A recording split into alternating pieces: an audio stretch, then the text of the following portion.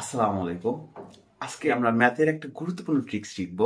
অর্থাৎ যে কোনো সংখ্যাকে 11 দিয়ে গুণন করতে 11র প্রয়োজন নেই। কি অদ্ভুত, তাই না? দেখা যাক কিভাবে করি। 11 দিয়ে গুণন করব অথচ আমাদের 11র প্রয়োজন নেই।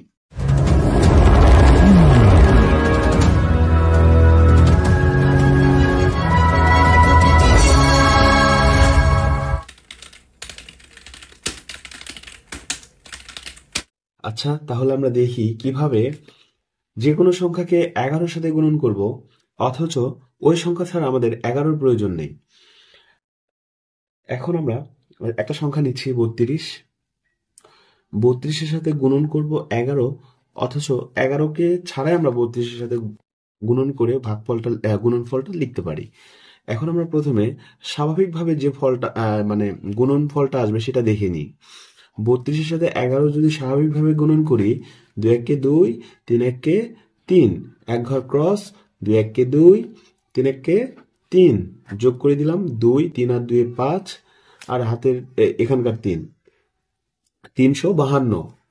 এখন আমরা এখন আমরা দেখব কিভাবে 11র ব্যবহার ছাড়াই 32-এর সাথে 11 গুণন করে গুণফল নামানো যায়।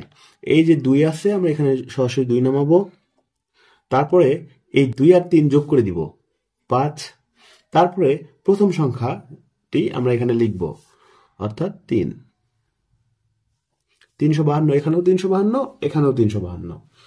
আমাদের খুব মনোযোগ দিয়ে লক্ষ্য করতে হবে। এখন আমরা আরেকটি সংখ্যা দেখব।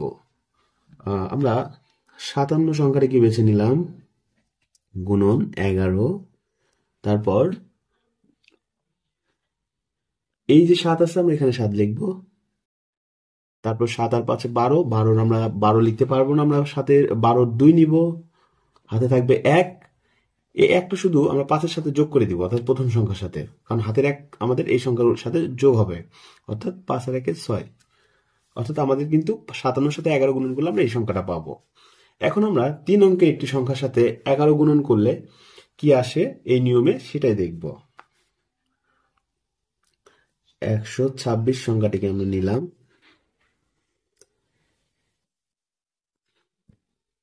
গুণন করলাম 11, 6 লিখলাম।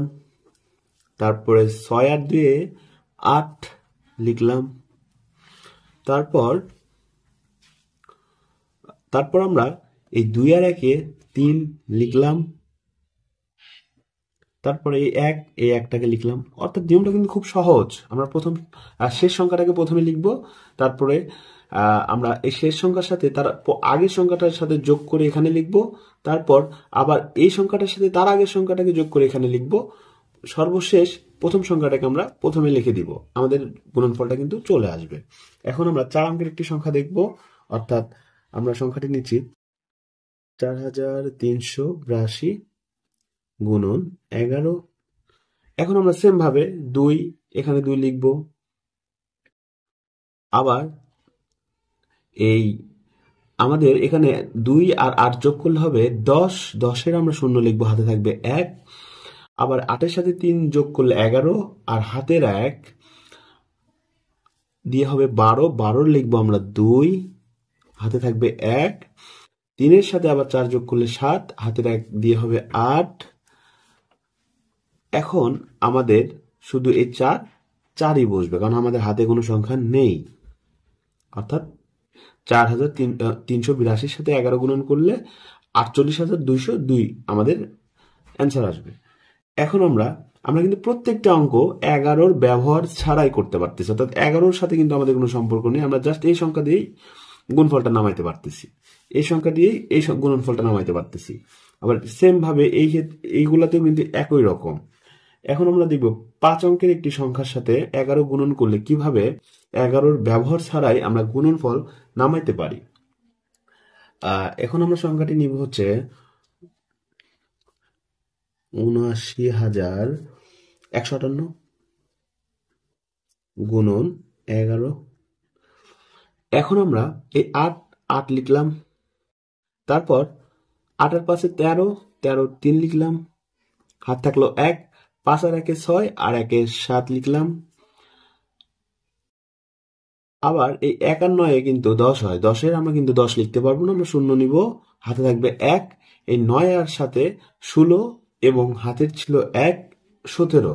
আমরা এখন 17 7 নিব, হাতে থাকবে 1, একটা জাস্ট সাথে সাথে যোগ হবে, অর্থাৎ 8 হবে সংখ্যাটা এখানে। অর্থাৎ আমাদের এই ৭৯,১৫৮ সাথে 11 গুণন করলে কিন্তু আমরা এই সংখ্যাটি পাবো। খুব ইজি না?